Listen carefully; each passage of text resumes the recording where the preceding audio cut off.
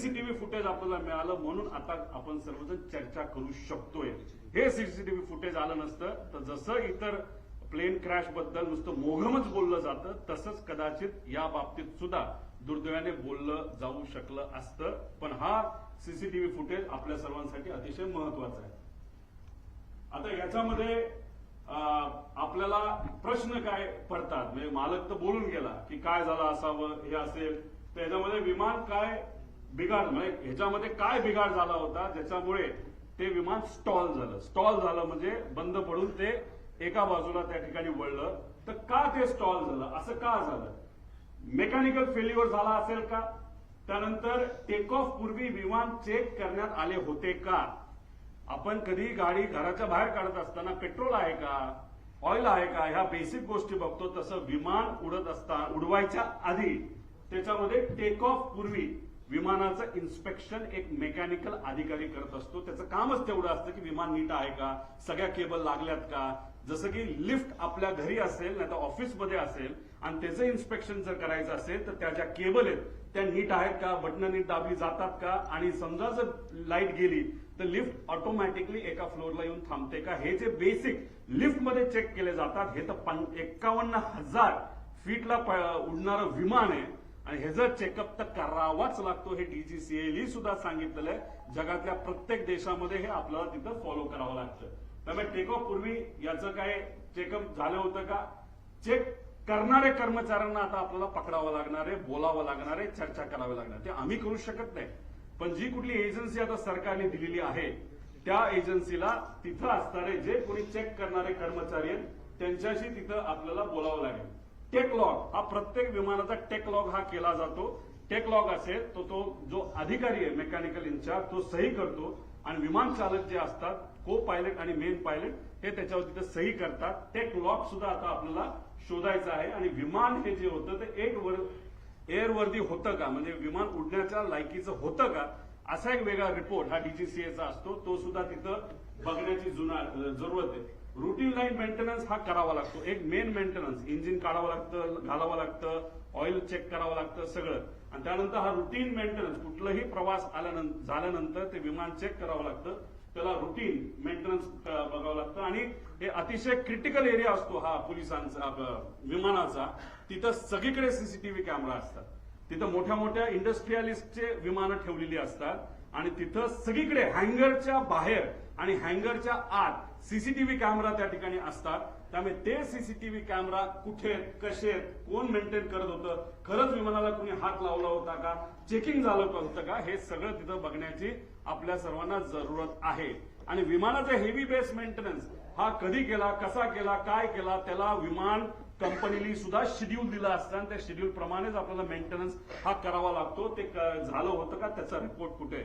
आणि हे रिपोर्ट का मागतोय, कारण का हे जे VSR कंपनी आहे त्या VSR कंपनीमध्ये अनेक एक्स DGCAचे लोक काम करतात, नाहीतर त्यांचे कन्सल्टंट आहेत.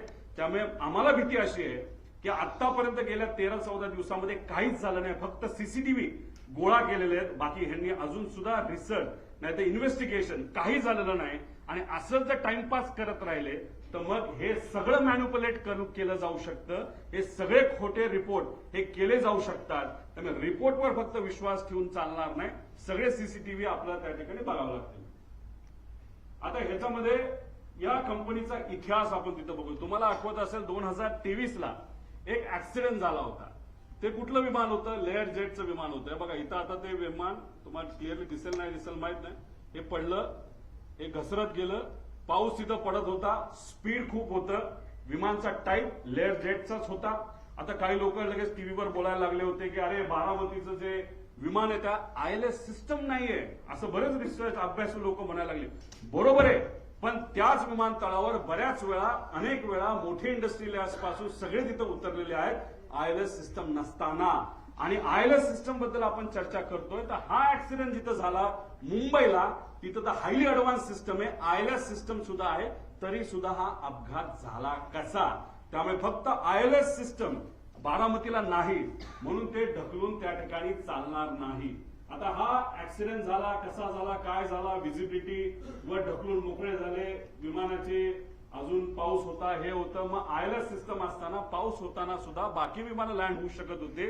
मग आमच्या VSR या कंपनीचं लेट जेटचं विमान का लँड होऊ शकलं नाही आणि का घसरत गेलं याचा अभ्यास कुठं ना कुठेतरी त्या ठिकाणी करावा लागेल. 2023चा हा विषय.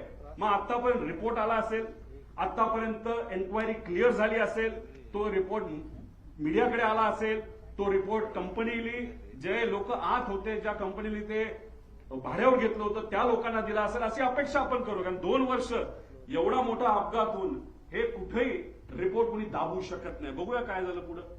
दुर्दैव असं 2023ला हा अपघात झाला, पण आतापर्यंत त्याचा रिपोर्ट आलेला नाही. अजितदादांचा दुर्दैवी ऍक्सिडेंट झाल्यानंतर त्या बातम्या जेव्हा अख्ख्या देशामध्ये तुमच्या माध्यमातून त्या ठिकाणी केल्या गेल्या, तेव्हा कुठेतरी DGCAला तिथं जाग आली आणि final report soon in September 2023 Mumbai लेट जेट असं सांगण्यात आलं. म्हणजे कुठेतरी VSRचा एक होल्ड आहे DGCAवर, असं आमच्या सगळ्यांचं मत आहे. म्हणून एवढा मोठा रिपोर्ट होऊन त्या ठिकाणी तो दाबण्यात आला.